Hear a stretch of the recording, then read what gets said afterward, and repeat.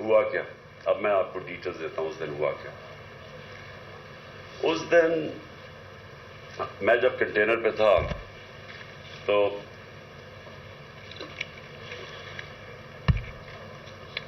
ایک دم گولیوں کا ایک برسٹ آتا ہے. میری ٹانگ پہ گولیاں لگتی ہیں, میں گر جاتا ہوں. اور جب میں گر رہا ہوتا ہوں تو دوسرا برسٹ آتا ہے. یہ ایک برسٹ ادھر سے آتا ہے اور دوسرا برسٹ آگے سے آتا ہے. 2 آدمی تھے. اور جب میں گر رہا ہوتا ہوں تو میرے اوپر سے گولیاں جاتی ہیں. یعنی کہ اگر یہ سنکرونائز کر دیتے, میرے خیال میں ان کا اس میں نے بچنا ہی نہیں تھا. اگر یہ دونوں جو میرے کنر نے اکٹھے اگر مارنا تھا تو اس نے ادھر سے مارنا تھا, تو یہ تو جدھر سے اس نے مارنا تھا اس نے بچنا ہی نہیں تھا, کیونکہ سامنے سے مارنا تھا, وہ سائڈ سے مارا تھا. تو جب میں گر رہا تھا تو اوپر سے گولیاں گئیں. اور پھر بھی کیونکہ میں گر گیا تھا, میرے خیال میں اس نے سوچا ہوگا, اوپر جو بیٹھا ہوا تھا اس نے سوچا کہ اب یہ مر گیا, اور وہ وہاں سے چلا گیا. اب جو چیز سمجھنے کی ہے وہ یہ کہ ایک تو پکڑا گیا جنونی, اس کو کہا جی یہ تو بڑا کوئی دینی جنونی, کوئی انتہا پسند ہے. یہ انتہا پسند نہیں ہے, اس کے پیچھے پورا پلان تھا. یہ پلان پورا ہم اب انکور کریں گے, اور میں آپ کو بتاؤں اس کے ساتھ اور لوگ ملوث ہیں, اور یہ پلان اب کا نہیں پہلے کا بنا ہوا ہے. اور وہ جو اصل لوگ ہیں جنہوں نے وہاں سے گولیاں چلائی تھی, جنہوں نے اصل میں اس کا پھر بھی میں بچ جاتا, انہوں نے مارنا تھا, اور یہ آدمی اور ہمیں نقصان پہنچاتا. 2 ہیرو نہ نکل آتے. ایک تو شہید معظم, میں اس کو آج سلام پیش کرتا ہوں, 2 بچوں کے ساتھ گیا ہوا. وہ میری اور دوسرا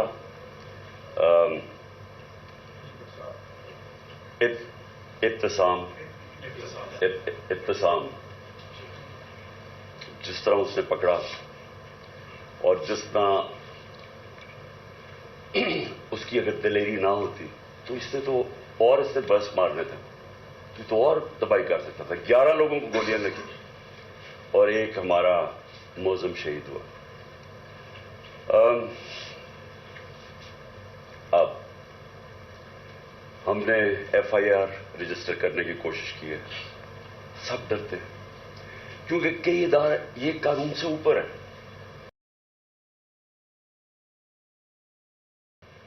بھیڑوں کو کبھی ادھر موڑ دو کبھی ادھر موڑ دو. آج وہ چور ہیں, کل وہ NRO مل گئے تو اچھے ہو گئے ہیں, آج پھر آپ ان کو چور بنا دیں گے, کل پھر بھیڑی. ہم انسان ہیں, انسانوں کو جانوروں کی طرح نہ ٹریٹ کریں. اور انسان کسی وقت آ کے کھڑا ہو جاتا ہے, اور یہ قوم کھڑی ہو گئی ہے. یہ میں آج آپ کو بتا دوں, 2 راستے اب اس قوم کے سامنے, یا ایک پرامن انقلاب آئے گا اور یا خونی انقلاب آئے گا, تو اور تیسرا راستہ نہیں ہے. کیونکہ میں نے 6 مہینے میں اس قوم کو جاگتے دیکھا ہے. قوم کھڑی ہو گئی ہے. یہ جو شعور کا جن ہے یہ بوتل سے نکلا ہے, یہ اندر نہیں جانے لگا.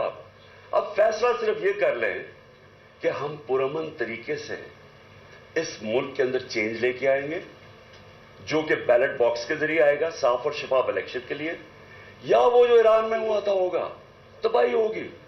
جو سری لنکا میں لوگ سڑکوں پہ آ جائیں گے, کیاس ہوگا. یہ جماعت جس کو ان 3 لوگوں نے مجھے قتل کرنے کی کوشش کی اور اللہ نے بچایا.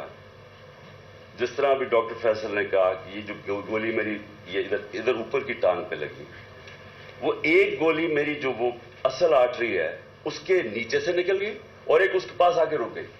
اگر وہ رپچر ہو جاتی تو 20 منٹ میں انسان مرتا ہے, 20 منٹ میں سارا خون نکل جاتا ہے. اگر تو سیدھا ہاسپٹل نہ ہو 20 منٹ میں مر گیا آدمی.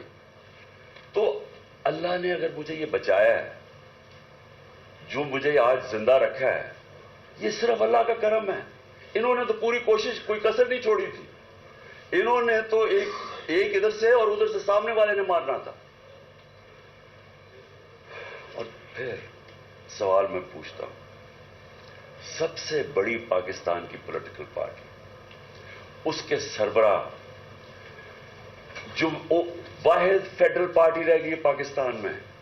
یہ 2 فیملی پارٹیز سکڑ کے چھوٹی چھوٹی پارٹیز رہ گئی ہیں. میں چیلنج کر کے جاؤں گا سندھ میں, اور انشاءاللہ یہ زرداری مافیا کو سندھ میں ہرا کے دکھاؤں گا آپ کو.